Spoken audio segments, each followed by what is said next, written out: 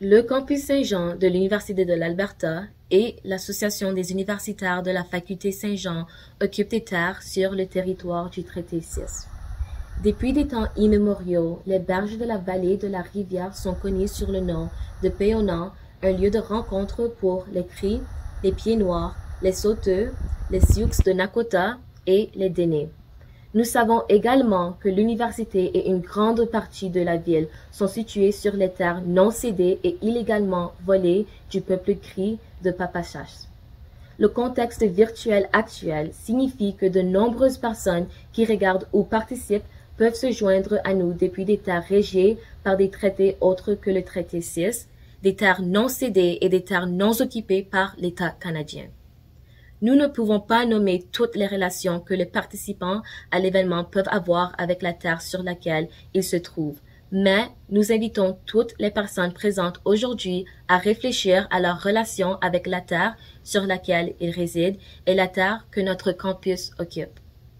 Les leaders étudiants et l'université ont joué un rôle déterminant dans le préjudice historique et continue causé au peuple autochtone.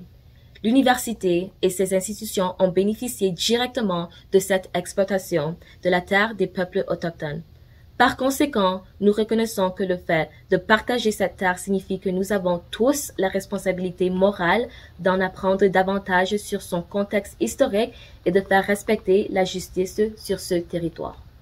En tant qu'étudiants du campus Saint-Jean, nous devons toujours faire en sorte que notre travail respecte et renforce les histoires, les langues, les enseignements et les cultures des Premières Nations, des Métis et des Inuits, des peuples qui ont sûrement subi des injustices par les premiers francophones qui sont établis en Alberta.